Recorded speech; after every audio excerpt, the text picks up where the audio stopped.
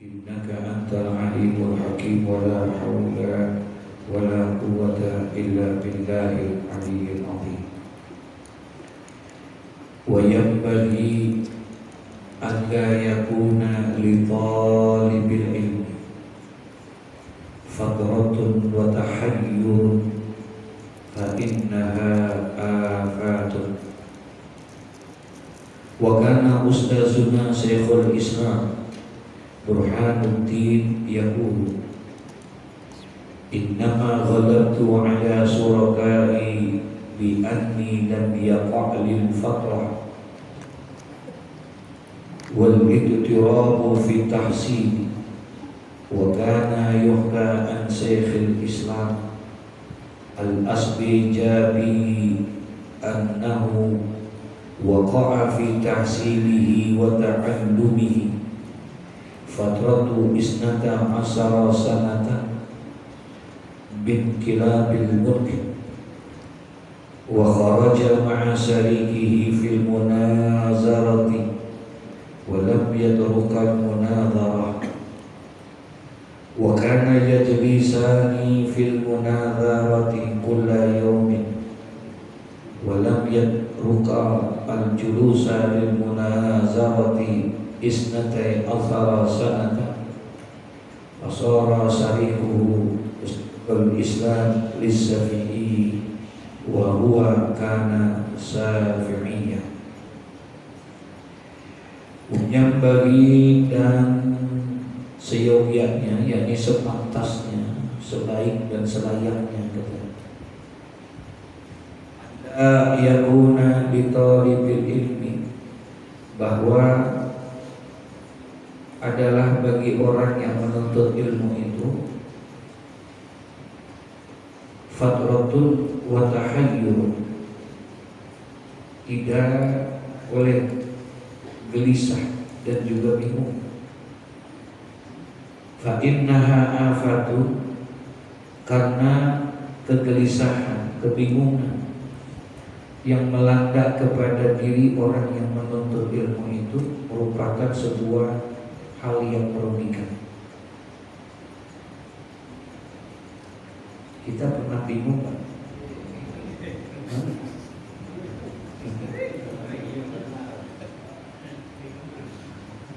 Ini juga lagi bingung kali ya. Hujan-hujan ngaji juga. Biasanya yang kita bingungin apa? Yang bikin kita gelisah, yang bikin kita bingung, yang bikin kita jadi resah, itu biasanya urusan apa? Hah? Dunianya apa? Hah?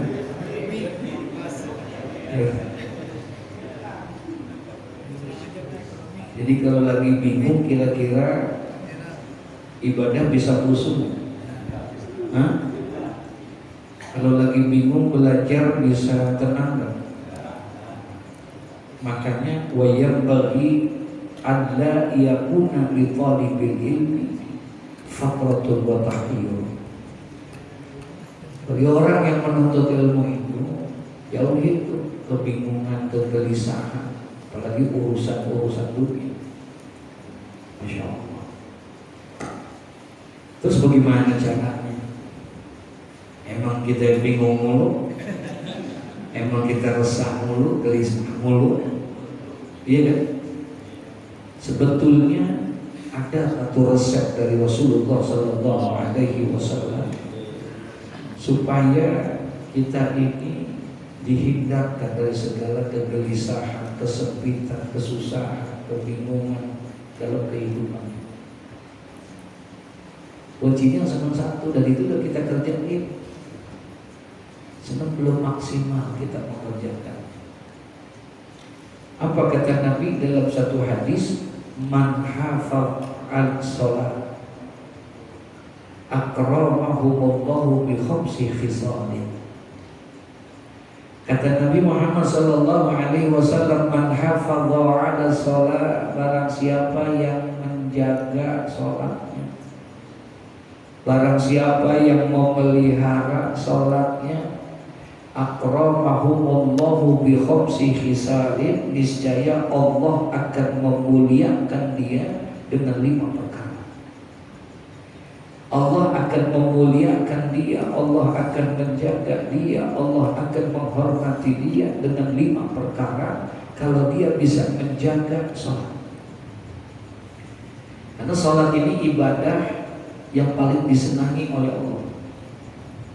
Bukan berarti ibadah lain gak disenangi, bukan. Allah senang sama ibadah yang lain, haji senang, sama puasa, sama sholat. Tapi ibadah yang paling disenangi oleh Allah adalah sholat. Abdullah ibnu Mas'ud radhiyallahu ta'ala anhu, beliau pernah bertanya kepada Nabi, Rasulullah, ayu amalin ahabbu ilallah. Wahai Rasulullah, amalan apa yang paling disenangi oleh Allah? Abdullah ibnu Mas'ud tanya kepada Nabi, ayu amalin ahabbu ilallah, amalan apa yang paling Allah senang? Faqala Nabi sallallahu alaihi wasallam, kemudian Nabi menjawab, as-sholatu ala waqtiha. Amalan yang paling disenangi oleh Allah adalah sholat pada waktu. Itu amalan yang paling. Nah, oleh karena ini adalah merupakan amalan yang paling disenangi oleh Allah, maka kita harus benar-benar jalankan itu dengan baik dan benar. Ketika kita baik dengan benar, kita mampu bukan hanya mengerjakan sholat, tapi kita mendirikan sholat, kita jaga sholat itu, maka Allah akan muliakan kita. Allah akan memuliakan kita, Allah akan menjaga kita, Allah akan memelihara kita. Man hafadha ala shalah akramahumullahu bi khamsi khisalin. Barang siapa yang mampu menjaga sholat dengan baik, maka Allah subhanahu wa ta'ala akan memuliakan dia dengan 5 kemuliaan. Masya Allah. Apa tuh kemuliaannya itu? Yang pertama, yarfa'u anhu ghaibul 'aisy. Bagi orang yang mampu menjaga sholatnya, bagi orang yang mampu memelihara sholat, mampu mendirikan sholat, yarfa'u anhu ghaibul 'aisy, maka niscaya Allah akan angkat atas orang itu kesulitan, kesusahan, keresahan dalam kehidupannya. Allah hilang itu kesusahannya, kebingungannya, kesulitannya dalam urusan dunia. Mau urusan dunia, mau urusan istri, mau urusan suami, mau urusan anak, mau urusan kerjaan, pokoknya urusan dunia, Allah akan berikan dia. Allah akan angkat tuh kesulitan, kesempitan itu. Jadi artinya tidak ada kebingungan. Allah lapangkan, Allah bukakan pintu hati karena sholatnya benar. Ya, karena sholatnya, dia jaga sholatnya. Orang kalau dijaga sholatnya, insya Allah dia akan mampu menyikapi apapun keadaannya, apapun situasi dan kondisinya itu, dia akan sikapi itu semua adalah kebaikan. Semuanya baik. Jadi kalau dia sudah memandang sesuatu itu baik, berarti yang jelek tadi. Berarti gak ada yang dibingungin sama dia, karena semuanya baik sama dia. Ini yang dibanggakan sama Nabi. Rasulullah tuh sangat bangga sama orang yang beriman, kuncinya hanya itu doang. Apa kata Nabi? Ajaban li amril mu'min. Mengagumkan sekali orang yang beriman itu. Urusan-urusan orang yang beriman mengagumkan sekali buat mereka. Inna amrahu kullahu la khairu. Karena sesungguhnya semua urusan orang-orang yang beriman semuanya baik. Nggak ada yang jelek. Bagi orang yang beriman semuanya baik, nggak ada yang jelek. Bagi orang yang beriman apapun, mau hujan kayak, mau panas kayak, mau siang, mau malam, mau sehat, mau sakit, mau kaya, mau, semuanya bagi orang yang beriman itu baik. Makanya Nabi bilang, walaisa zalika li ahadin illa lil mu'min. Dan tidak akan ada yang mampu melakukan hal yang seperti itu kecuali hanya orang yang beriman saja. Hanya orang yang beriman saja yang bisa menyikapi segala sesuatunya itu baik. Walaysa dzalika li ahadin illa lil mu'min, kata Nabi. Masya Allah, nggak ada yang bisa kecuali orang yang beriman. Orang yang sholatnya benar, orang yang bisa jaga sholat, orang yang bisa mendirikan dan memelihara sholat, dia akan melakukan hal itu semuanya bisa menjadi baik. Tenang hatinya, tenang hatinya, nggak penuh kerisauan, nggak penuh kegelisahan. Masya Allah, Masya Allah. Bagaimana tuh gambarannya? Kata Nabi, idza asabathu sarra syakara wa kana khairun lahu. Ciri orang yang beriman, ciri orang yang mampu menjaga sholatnya, ciri orang yang mampu memelihara sholatnya, mampu mendirikan sholatnya itu, idza asabathu sarra, orang itu apabila mendapatkan sesuatu yang nyenengin hati, apabila dia mendapatkan sesuatu yang enakin hatinya, syakar, dia bersyukur. Kalau dapat sesuatu yang enakin, dia bersyukur. Wa kana khairun lahu, dan bersyukur itu adalah baik bagi orang yang beriman. Itu cirinya satu. Orang yang beriman kalau dia dapat kebaikan, dapat kenikmatan, kalau dia dapat kenikmatan, bersyukur. Bersyukur dia, dan bersyukur itu bukan khairul lahu, dan itu adalah kebaikan bagi dia. Yang kedua cirinya, wa idza asabahu dharra, dan orang yang beriman itu orang yang mendirikan sholat, yang menjaga sholat, memelihara sholat, apabila dia mendapatkan sesuatu yang tidak mengenakan hatinya. Paham tuh ya? Kalau tadi yang enakin hati, dia bersyukur, nikmat. Dan apabila dia mendapatkan sesuatu yang tidak mengenakan dia, musibah, asobar, dia sabar. Wa kana khairul lahu, dan sabar itu pun juga baik buat dia. Dapat nikmat, baik. Dapat musibah, baik. Kalau udah begitu, berarti orang ini benar. Dialah orang yang mampu menjaga sholat. Insya Allah nggak bingung. Ya, kalau kita biasanya yang enakin, yang baik menurut kita yang enakin apa yang gak enakin? Hah? Kalau yang enakin, kalau yang enakin, kalau yang gak enakin, baik juga sedikit. Kita belum bisa seperti itu. Berarti memang nilai kualitas keimanan kita, iya, pantas. Kenapa kok bisa begitu? Ya itu tadi satu dua kuncinya. Makanya hati kita jadi sempit. Mandang sesuatu itu kadang-kadang suka banyakkan suuzonnya daripada husnuzon. Paham ya? Banyakkan suuzonnya daripada husnuzon. Padahal kata Nabi, kalau hidupmu pengen indah, kalau hidupmu pengen penuh dengan keberkahan, penuh dengan ketenangan, cukup dua hal kamu lakukan dari Muhammad.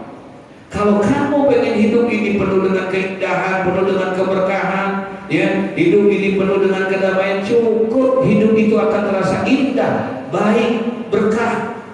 Kalau dua hal ini kamu lakukan, apa kata Nabi? Husnudzon billah wa husnudzon bi ibadillah.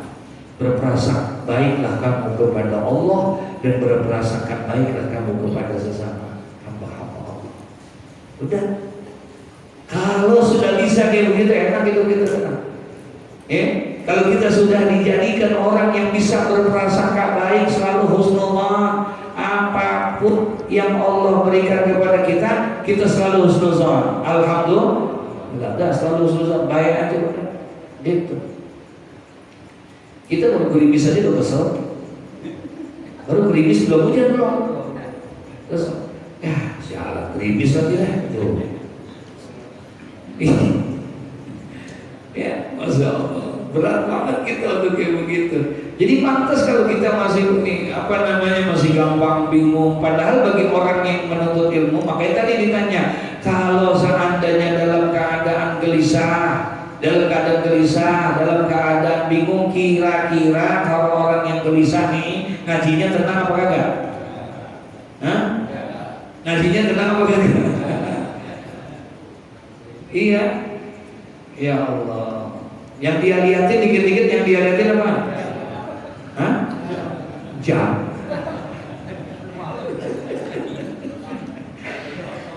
Iya tuh yang gitu. Astagfirullahaladzim. Ya. Padahal disuruh kita. Nah, Allah kasih tuh. Allah akan berikan kemuliaan kepada dia. Siapa? Orang yang mampu menjaga apa tadi? Menjaga apa? Salat. Man hafadha 'ala salat.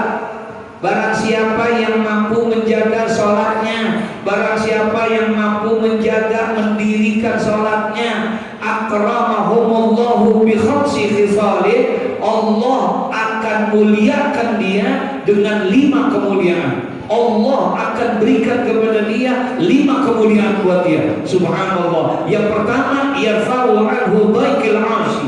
Allah akan angkat orang itu segala bentuk kesulitan, kesusahan dalam hidupnya. Al-'aish adalah kehidupan. Allah akan angkat kesulitannya, kesusahannya. Ya. Jadi kuncinya ada di mana? Di sholat. Di sholat. Gitu. Ya, Masya Allah. Yang kedua, Allah Subhanahu wa ta'ala akan angkat apa? Yarfa'u anhu azabal qabri. Kalau tadi urusan dunia itu, besok orang yang bisa menjaga sholatnya, Allah akan kasih kemuliaan sama dia. Apa kemuliaannya? Allah akan hindarkan dia daripada azab kubur. Nggak dapat azab kubur.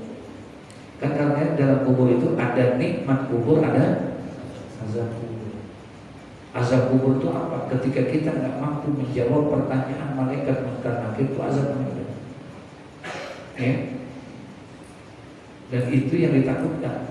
Sampai-sampai Nabi pun, Rasulullah pun berdoa, Allahumma inni a'udzubika min azabil, Allahumma inni a'udzubika min azabil qabri. Rasulullah sendiri mintanya bukan sembarangan lagi, mintanya di waktu ijabah, di sa'atul ijabah, yaitu fita akhir salat, pada akhir salat.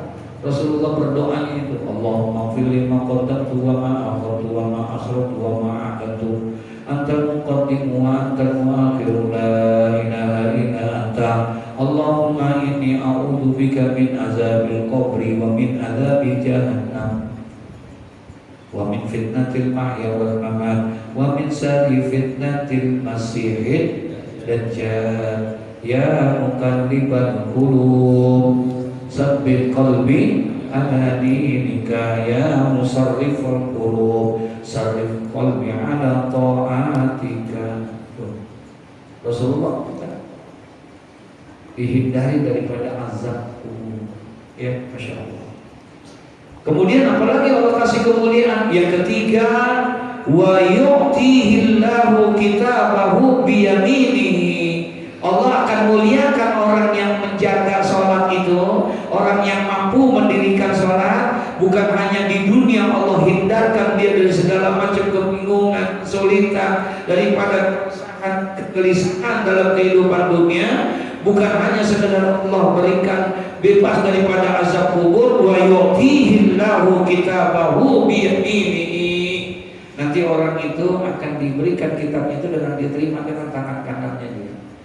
Dengan tangan kanan menunjukkan kebaikan. Berarti buku rapotnya bagus. Buku rapotnya bagus. Kan anak-anak harus ngambil rapot ya. Dan ngambil rapot terus. Anak saya tadi laporan baru pulang dari Muhammad. Alhamdulillah di pesantren dapat ranking pertama. Alhamdulillah.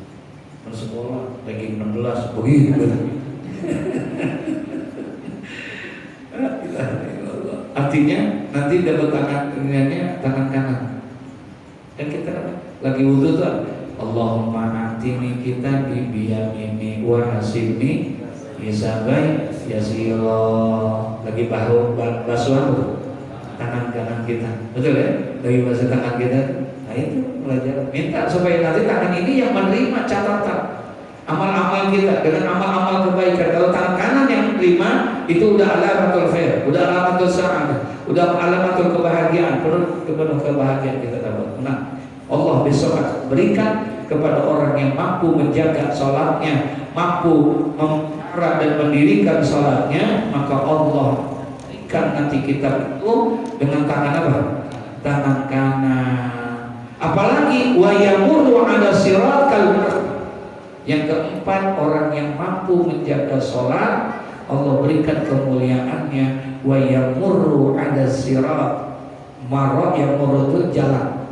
Dia akan mampu menjalani jembatan siratal mustaqim kal barqi, seperti kilat. Kilat cepat nggak? Nah, seperti kilat cepat. Selamat dia. Ya, orang yang mampu menjaga sholatnya, memelihara sholatnya, maka dia mendapatkan itu. Tapi yang terakhir, Nabi, Allah akan muliakan orang yang menjaga sholat itu, wa yadkhulul jannata bighairi. Allah akan masukkan dia tanpa pakai dia kata Syekh Hamamizada, katanya di padang pasarnya dikumpulin 50.000 tahun, sementara dihisabnya 10.000. Masya Allah, lamanya bukan main tuh hisab, tapi besok tak pakai dihisab. Ada jalur khusus langsung masuk ke surga, insya Allah. Buat siapa? Orang yang menjaga apa? Jadi insya Allah, Allah jaga tuh. Nggak bingung, ya.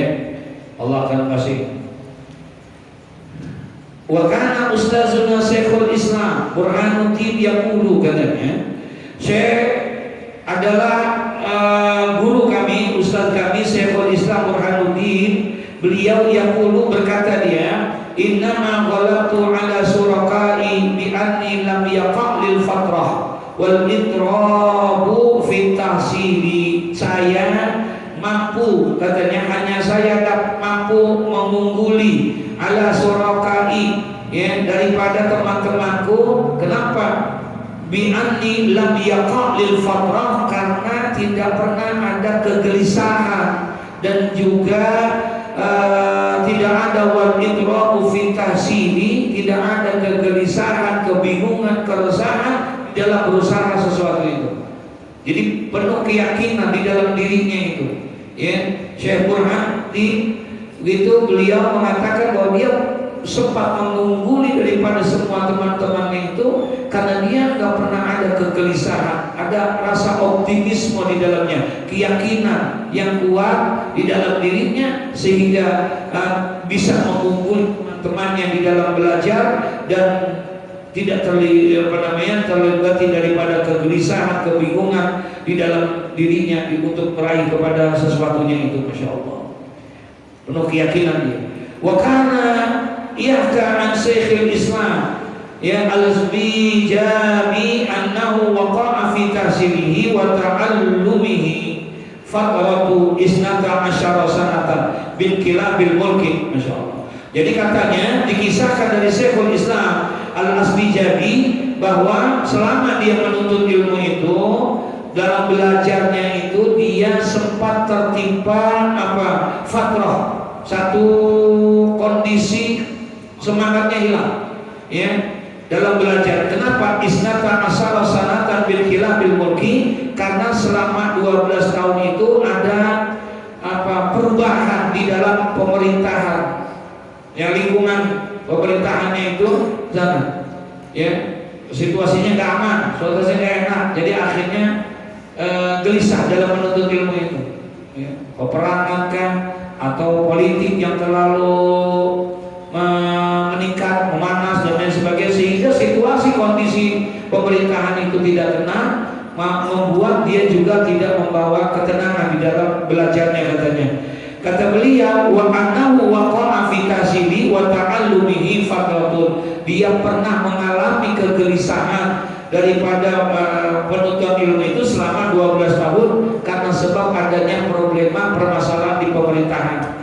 Wa kharaja ma'a syarikihi fil munazarati. Namun katanya dia itu selama 12 tahun itu sering dia keluar daripada lingkungan yang meresahkan itu untuk apa? Fil munazarati, dia sering berdiskusi. Walam yatrukal munazarah, ya. Namun karena ketimpa kebingungan maka dia sering merasa lemah, ya, kurang semangat. Jadi walaupun dia tetap muzakarahnya berjalan, ya, diskusinya tetap berjalan, cuman kurang tenang dia, ya, kurang tenang. Mau kejar malam, tahu-tahu ada jam malam misalnya, kayak ini, akhirnya mau nggak mau belajarnya juga. Kalau begitu bisa tenang nggak?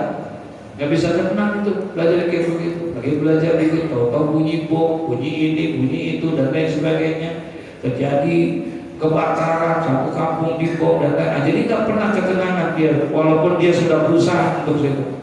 Dia keluar, walam yatrukal munazarah wa kana yajlisani fil munazarah kulla yaumin, ya, dan dia akhirnya prestasi belajarnya menurun, ya, dia dikalahkan oleh kawan-kawannya. Walam yatrukal julusa lil munazarah isnata asara sanatan, sehingga akhirnya dia tidak mendapatkan ketenangan selama dia belajar selama 12 tahun. Kondisinya tidak memungkinkan. Fasara sarikuhu Syekhul Islam Syafi'i, akhirnya prestasi belajarnya turun. Dia dikalahkan oleh seorang kawan-kawannya yang akhirnya menjadi apa namanya, Syekhul Islam Syafi'i, jadi mufti, ya, bagi kalangan ulama-ulama Syafi'i. Wa huwa kana Syafi'iyyan, dan dia itu adalah kawan-kawannya itu yang mengalahkan dia bermazhab kepada mazhab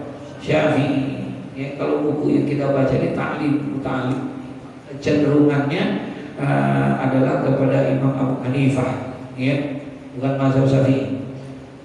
Nah, jadi artinya mempengaruhi, jadi situasi dan kondisi pun itu mempengaruhi daripada belajarnya. Dia belajarnya tidak ada ketenangan, dia belajarnya, ya, Masya Allah. Kecil aman Pak. Indonesia itu nggak terlalu seperti di negara-negara lain. Ya, walaupun kayak begini juga kita masih bersyukur juga. Dakwah itu nggak terlalu sulit. Kalau di luar sana sulit Pak. Ya, jangan lagi di Saudi, jangan lagi di negara-negara Arab, Singapura aja bikin pengajian begini nggak gampang. Ini izinnya ini ke Menteri Agama, ke Menteri Agama, ke Menteri ini, Menteri itu, berat. Ya, bikin pengajian, kemudian bikin apalagi model-model tabligh akbar kayak gitu nggak gampang. Ya, nggak gampang. Kalau di Indonesia kan bikin pengajian gampang nggak? Gampang banget. Kita mau bikin majelis taklim segala macam bikin.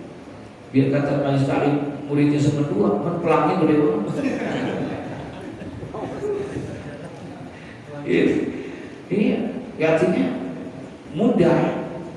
Khutbah Jumat, Masya Allah, nggak di apa namanya, nggak dipantau secara ini. Ya, saya pernah tahadus lebih nikmat 3 kali sama di istana dulu khutbah. Jadi kita kalau mau khutbah di apa dulu? Periksa dulu, dulu kita ini pakai apa namanya? Badan kita periksain dulu, kemudian teksnya mesti pakai teks, dilihatin itu, Masya Allah, main kali kayak begitu. Emang mesti merasa mau gampang banget kita lah. Khutbah di mana? Iya, keren kan itu. Pertama kita, kedua, pas yang ketiga teks, periksa itu ini sampai teks. Pas saya khutbah di luar teks, jadi teksnya kita bikin tapi di luar teks, ditegur tuh nanti ini nggak boleh gini. Oh, terus nggak bisa. Nah, jadi emang saya lagi cari, saya bilang, maksud saya menghindar nggak terlalu sering gitu. Ya Allah, alhamdulillah sampai sekarang nggak dipakai lagi.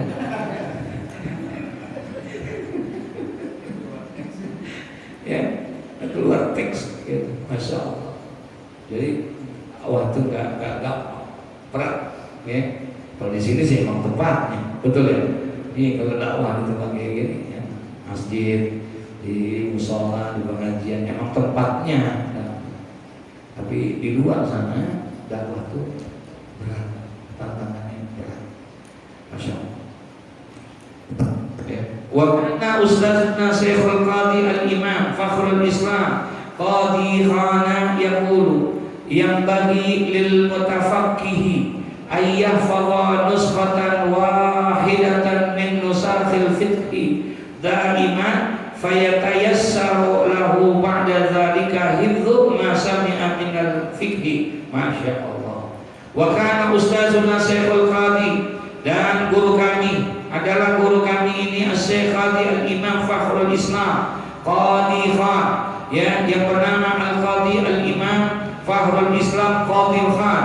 Apa katanya? Yang dulu berkata dia, yang bagi lil mutafaqqihi ayyahfadha nuskhatan wahidatan min nusakhil fiqhi. Nih, katanya seyogyanya, sepantasnya lil mutafaqqihi bagi orang yang ingin memperdalam ilmu fikih, ilmu syariat, ilmu yang mengatur dan mempelajari bagaimana tata cara ibadah dengan baik, dengan benar, baik itu ibadah yang mahdhah maupun ibadah yang ghairu mahdhah, yaitu menjadi orang yang fuqaha, ahli fikih, ya, ahli hukum syariat. Yang bagi lil mutafaqqihi, seyogyanya, sepantasnya bagi orang yang ingin sukses dalam memperdalam ilmu fikih, ayyahfadha nuskhatan wahidatan, maka hendaklah dia menghafal, ya, daripada satu kitab daripada kitab fikih, min nusakhil fikih, daripada kitab fikih daiman, untuk mempermudah daripada hafalannya itu, fatayassara lahu ba'da zalika hifzu ma sami'a minal fikhi. Gitu. Jadi kalau memang dia pengen jadi ahli fikih, ya, dia harus menghafalkan paling tidak kaidah-kaidah tentang fikih, ya, kitab-kitab yang berkaitan dengan fikih. Baca tuh kitab Zubat, matan Zubat. Guru kita tuh Kiai Dr. Muhammad Ali Sakam pesantren gitu. Ya, Safina, hafal Quran dan matan. Ada matannya enggak? Ya, hafal Quran dan matan. Nah, itu belajar matan fikih, matan ini. Nah, itu buat orang yang ingin memperdalam ilmu fikih, udah selayaknya dia juga harus menghafal daripada kitab-kitab itu. Apa? Fathul Muin, apa? Ya, Masya Allah. Kalau di pesantren memang dihaluskan banget menghafal itu. Nah, itu katanya sudah sepantasnya bagi orang yang menuntut ilmu, kalau dia pengen kepada satu fokus bagian fan ilmu, apa nih dia mau ilmu syariat, ilmu fikih, ya udah dalamin itu. Dengan salah satu cara memperdalamin itu, dia harus banyak apa? Menghafal daripada ilmu tersebut. Dia pengen ilmu hadis, mau masuk dia belajar ilmu hadis, ya mau nggak mau dia harus belajar apa? Menghafal daripada hadis-hadis yang ada. Kalau gimana dia bisa konsentrasi kepada ini sementara hadis dia nggak hafal? Padahal dia pengen sekali menjadi orang yang ahli hadis. Jangan hadis itu aja yang dia hafalin. Kullu bid'atin dhalalah wa kullu dhalalatin finnar. Itu mulu yang itu jadi gacoan banget dah. Ya, dikit-dikit itu mulu, jadi dikit astagfirullahaladzim. Padahal Masya Allah, kalau di pesantren kan dibahas kulnya, kullu bid'atin dhalalah. Ini kulnya kul apa? Mesti dilihatin. Jangan sampai maknanya aja beda, ya. Jadi kembali kita, jadi buat orang yang menuntut ilmu itu, pertama tidak boleh ada kegelisahan dan kebingungan. Padahal gelisah dan bingung itu adalah merupakan sifat manusiawi, ya, hal yang manusiawi sekali. Yang namanya manusia pasti di dalam dirinya pasti ada sifat apa? Bingung, resah, gelisah, itu udah hukum alam itu yang kayak begitu. Tapi buat orang yang menuntut ilmu, dia sebisa mungkin harus dihilangkan itu perasaan-perasaan itu, kegelisahan itu harus dihilangkan, ya, supaya dia fokus di dalam menuntut ilmu. Gak bisa tenang Pak kalau lagi ini belajar tapi mikirin ini itu dan lain sebagainya, bisa tenang ya. Makanya di bawahnya ini fasalnya itu adalah fasal tentang apa? Tawakal. Coba aja lihat, ya kan? Fasalnya itu adalah fasal tentang tawakal. Nah, jadi orang yang menuntut ilmu nggak boleh gelisah, dia harus ada sifat apanya? Tawakalnya itu, ya, untuk menanamkan sifat tawakal. Faslun ila akhiri wallahu a'lam bisawab, nanti akan bahas tentang tawakal. Ya, mudah-mudahan panjang umur, sehat walafiat insyaallah. Amin ya rabbal alamin. Al-Fatihah. A'udzu billahi minasyaitonir rajim. Bismillahirrahmanirrahim. Alhamdulillahirabbil alamin arrahmanir rahim maliki yaumiddin. Iyyaka na'budu wa iyyaka nasta'in ihdinas siratal mustaqim. Siratal ladzina an'amta 'alaihim ghairil maghdubi 'alaihim waladdallin. Para jamaah, Bapak, Ibu sekalian, sebelum ditutup dengan doa, sekedar informasi dan mengajak serta mengundang kepada kita semua ya, dari Forum Ulama Habaib ya, Forum Ulama Habaib insyaallah tanggal 7 Januari ya, tanggal 7 Januari kami akan mengadakan daripada Maulid Akbar dan juga bersolawat akbar